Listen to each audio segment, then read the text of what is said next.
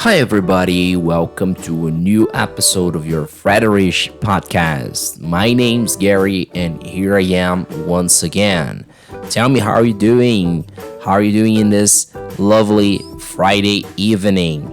Recording it a little bit later than usual today, so no sunny day. It's been a sunny day today, but not exactly right now. It's around 5 p.m., so sun is setting. But that's it. That's life. That's life. Tell me, how are you doing? Today we're going to talk about music. Well, what a topic that I feel like I won't have enough time to say everything I feel like about it, but I shall give it a try, right? So, what about you? Why don't you go grab a cup of coffee, tea, beer, wine, as I always say, whatever it takes for you to relax a little, sit down and join me in this conversation, in this lovely and musical and full of melody conversation. Shall we? Let's go. A student of mine once said that I should open a YouTube channel to do music, teaching English, okay? First, there's like thousands of people already doing that, much better than I could. And second, I don't know second, but my point here is I always bring lyrics of music, lyrics of famous song, rock songs, hip hop songs to my classes, right? It is inevitable. I never plan it. And to be more honest about it, I don't like doing musical classes, but I always bring some music influence, okay? Some music reference, some lyrical approach, basically, right? And as I said, it pops up naturally because I'm talking about something, I'm explaining a concept, and then some few words might trigger my memory to remember a song, or sometimes a poem or a famous text, but mostly music. Hence the reason why my student made such suggestion to me. So yeah, I don't know, maybe I could try one day. The truth of the matter is, as I said, I don't like doing musical classes. But on the other hand, I am passionate about music. I'm not a professional musician or anything, but I grew up with a very solid and strong musical influence. Both my dad and uncle can play the guitar. Not professional players either, but they can play it reasonably well. And I grew up listening to them playing and singing together. It was a kind of entertainment moment in my family, and that's been really strong to me ever since I was like really young. I remember having already my favorite songs. And why am I saying this other than, of course, sharing my personal experience with you guys? I'm sharing this because I can't help but notice that some people don't seem to appreciate music as much as I do, and I haven't noticed it lately. I noticed that years ago when I was a kid. I noticed that. And that's curious, right? But not more curious, not more complex, I would say, and mysterious than the existence of music itself, right? I don't want to go deep into like how did music come around, who invented it. Truth of the matter, I believe that there aren't even answers to these questions, to both questions here. But one interesting thing I was just wondering when I decided recording this podcast, that the topic today would be this one, was that, why is it that we only have 7 tunes, right? 7 keys. Why there aren't like more? 14, I don't know. And of course, I'm talking about tones, right? Not semitones. If we consider semitones, we have almost, maybe I'm saying something idiot here, but lots of tones, of tunes, right?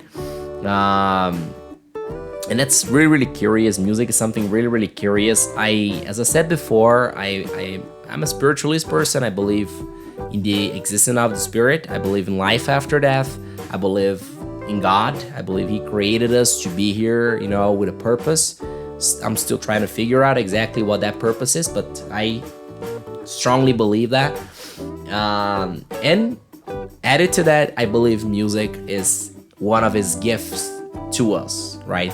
Can you imagine how, I'm not gonna say boring, but less exciting our existence would be if music didn't exist for some physical reason, for some sonic reason, right? I'm not just mixing up words here.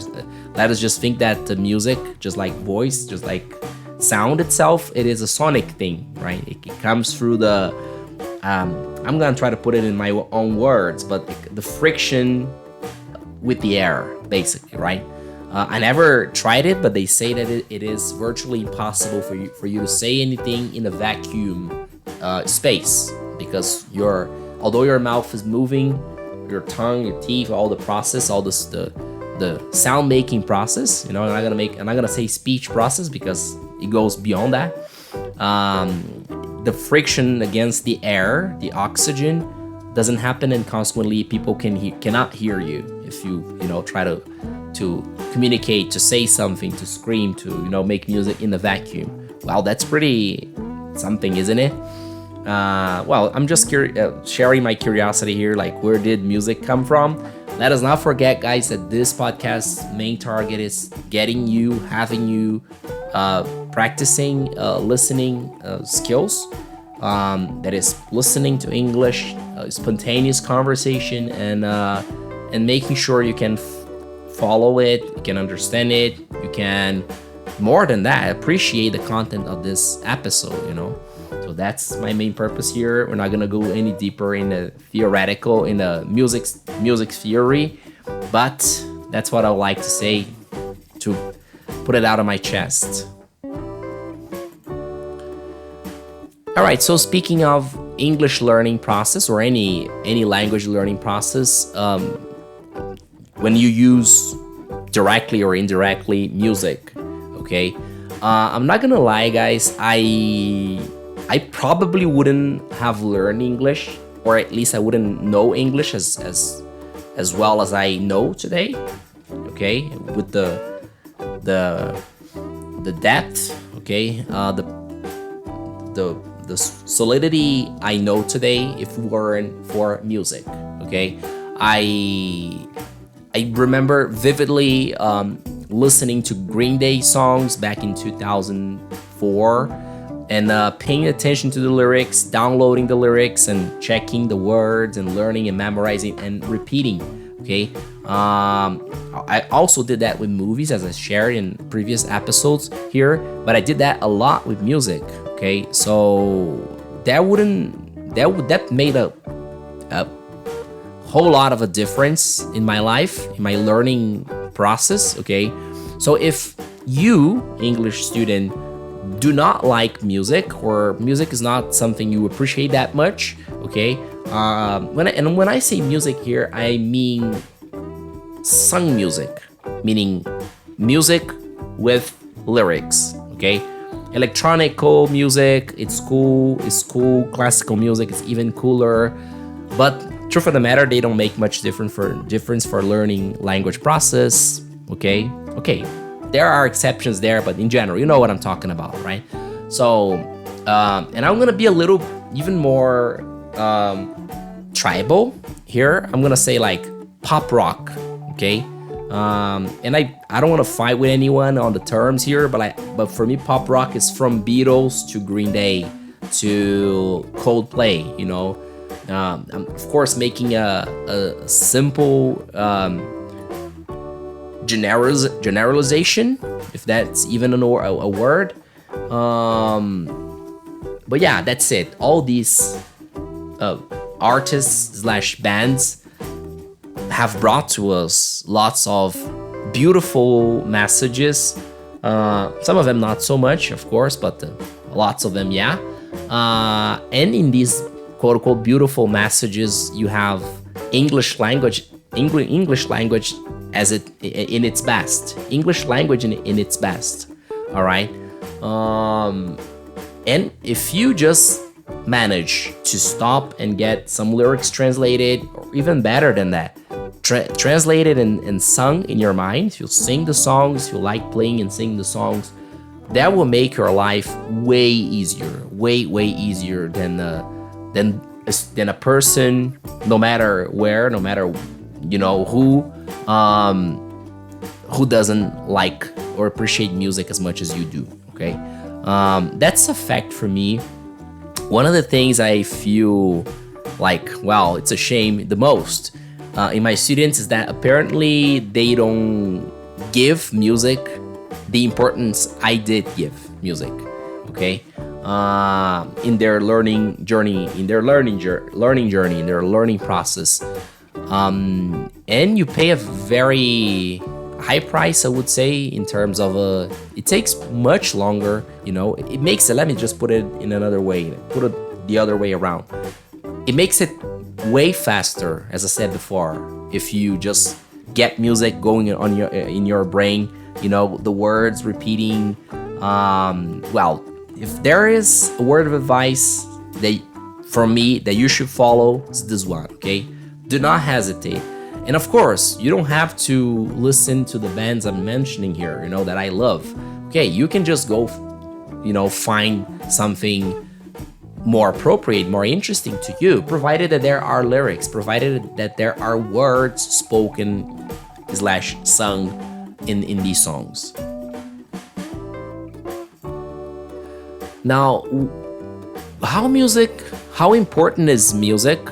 It's a genuine question, by the way, guys, and I don't mean to have this question fully answered here in this episode, but I have to ask it out. How important is music to humanity? All right. How much of humanity's progress in the past centuries is related to is thanks, okay, is due to music? All right, or music is due to the progresses, the progress, humanity progress in the past few centuries, right? I don't know if my question got clear, but like, who came first? Music or progress? Does one generate each other, or only one generates other? It's a kind of the egg and the chicken paradox, right? But I feel you guys get my point here. For me, it is that music made it possible for humanity to evolve, to make progress, and vice versa. Okay, one thing feeds the other. It's a virtual cycle, as they say, right? So let's just fast forward to the present moment. Like today, for example, I really believe that music has a gigantic, ginormous potential that we do not see. For example, we see lots of people doing bad things, to put it, to make a long story short. But what we don't see are even a bigger amount of people not doing bad things, thanks to having hobbies, most of them related to other things, but some of them, a considerable amount of them, directly or indirectly connected to music itself. Okay, be that because the person enjoyed a song and that brings peace of spirit, for lack of a better word, or because they're really pursuing a career. Music has brought a career on to that person, right? Of course, I have to talk about the market that is involved with music today, which is really bad in my opinion. The artist production thing, it's something that if you don't pay attention, if you don't listen to people who understand a lot about it, like farmer producers, or people who try to become artists and didn't manage to, and therefore are really, really angry about it, and comprehensively, right?